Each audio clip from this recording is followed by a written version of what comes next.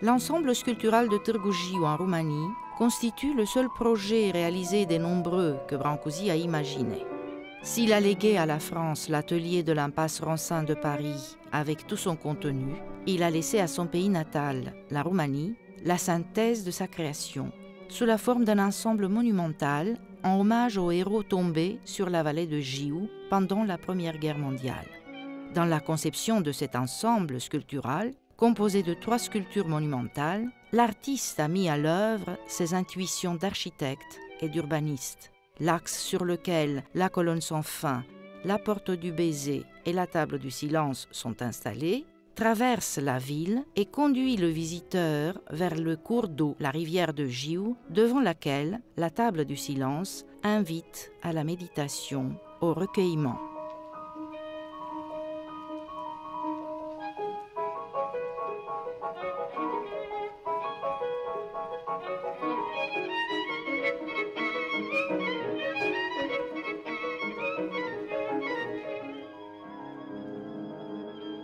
Cet ensemble monumental a été réalisé avec la collaboration d'ingénieurs et ouvriers roumains, tailleurs de pierre, avec les matériaux du pays.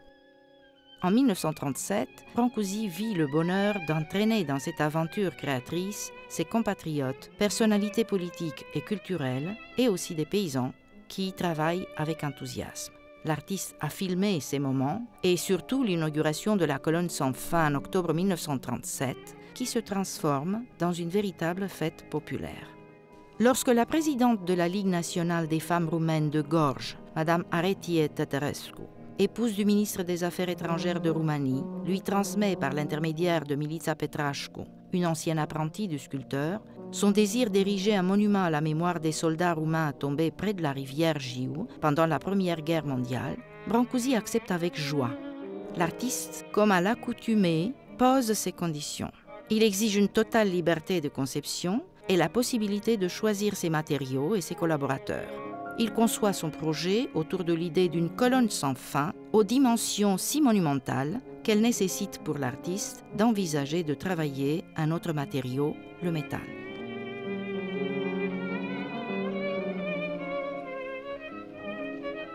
Début juin 1937, Brancusi se rend en Roumanie et bien sûr à Târgu Jiu, où il doit trouver le meilleur endroit pour implanter le monument. Ce séjour lui permet de repérer le lieu qui lui convient à l'extérieur de la ville de Târgu Jiu, au bout d'une allée connue sous le nom de l'allée des héros, laquelle traverse la ville et aboutit à la rivière de Jiu. Cependant, cette œuvre pose de nombreux problèmes techniques. Pour la première fois, Brancusi a affaire à un spécialiste en métal. Après avoir discuté avec l'ingénieur des questions relatives à la résistance, l'équilibre et aux proportions, il calcule les dimensions de la colonne et de ses éléments. Il exécute des dessins et études et décide que la colonne sans fin sera constituée de 15 éléments entiers et 2 demi-éléments. Au cours de ses recherches menées à Petroșani, la ville où les modules ont été fondus, Brancusi est arrivé à la conclusion que sa colonne devait être constituée de 15 modules de 180 cm et de 2 demi-modules aux extrémités, ce qui a amené à une hauteur de 29 mètres et 35 cm. Une fois mis en place, les modules rhomboïdaux sont protégés de la corrosion par l'application de 3 couches successives de minium de plomb.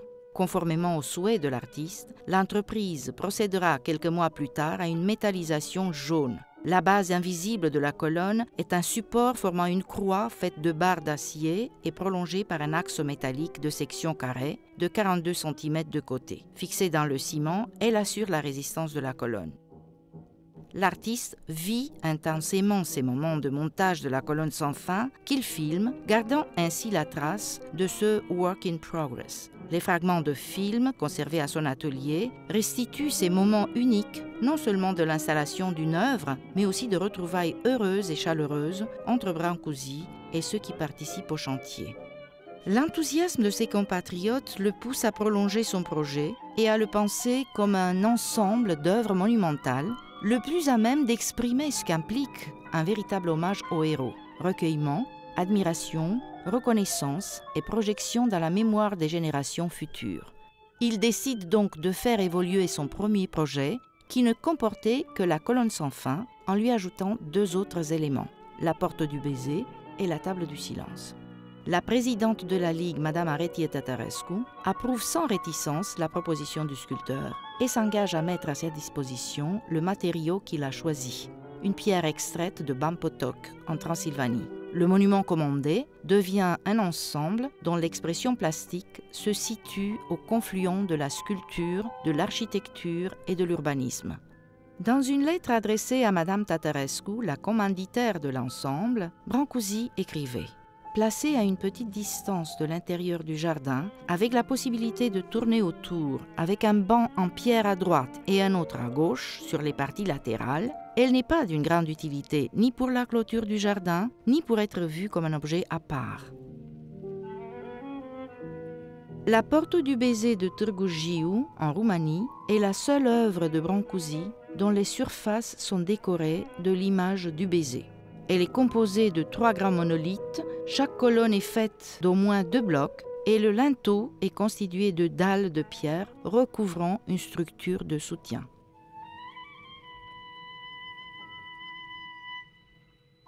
Avec le baiser, Brancusi va au-delà des codes du statuaire pour reproduire 2 corps harmonieux et imposer sa vision de l'étreinte, la fusion de 2 figures, signe d'une parfaite unité atemporelle dans un espace non défini. Dès 1906, dans l'atelier de Brancusi à Paris, plusieurs blocs de pierre, légèrement ébauchés avec quelques traces de ciseaux, attendent l'intervention du sculpteur. L'un de ces blocs, 2 bustes enlacés dans lesquels on peut à peine distinguer l'homme de la femme, deviendra le point de départ d'une longue série à laquelle l'artiste travaillera pendant 40 ans et attribuera ultérieurement le titre du baiser.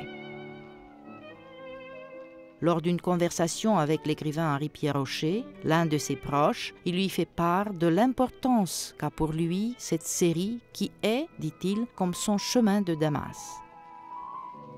Sa recherche l'amène à simplifier ces 2 figures en sublimant l'unité amoureuse. Les yeux de 2 amants se prolongeant l'un dans l'autre pour devenir dans les œuvres suivantes un cercle. La bouche se réduisant à un unique trait et les bras qui enlacent les 2 bustes prenant l'aspect d'une ceinture au détriment de leur modelé anatomique. Ce n'est point pour simplifier infiniment la forme ou pour chercher l'abstrait, mais pour se rapprocher de la chose vraie, affirmait Brancusi dans une note autobiographique.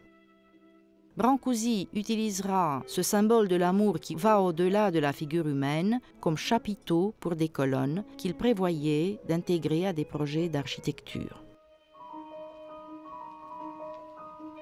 Si les yeux sont visibles de loin, conférant à la porte une allure de masque lorsqu'elle est vue à distance, de près, la frise d'amande sur le linteau devient progressivement lisible et aère la masse sur laquelle elle s'inscrit.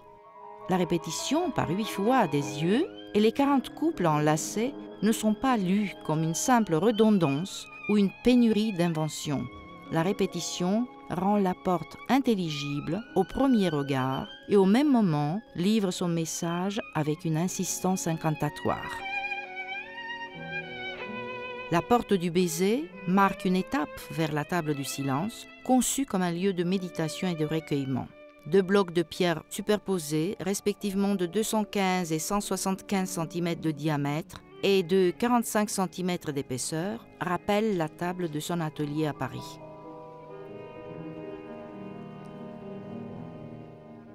Autour, il fait installer 12 sièges identiques en forme de sablier, exécutés par les tailleurs de pierre de la société Pietroasa de Deva, qui ont sculpté la porte du baiser, la table du silence, et ces 12 sièges se trouvent à proximité de la rivière de Jiu, qui constitue l'élément aquatique que le sculpteur apprécie et qu'il aime voir dans certaines de ses compositions.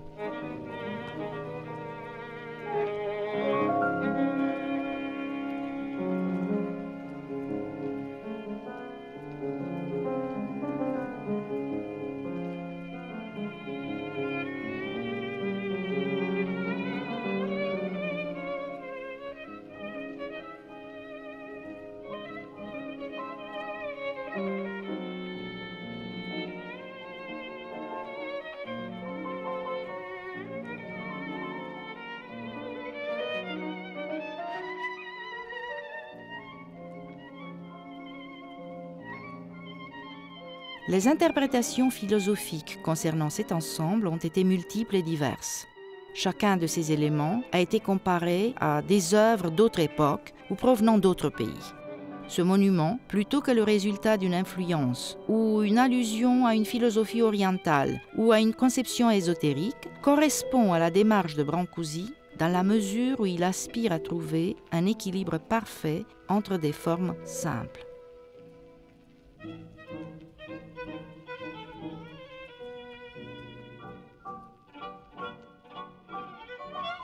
Ce que le sculpteur propose ici, c'est un parcours initiatique de nature à purifier celui qui s'y engage dans une atmosphère de respect et de paix.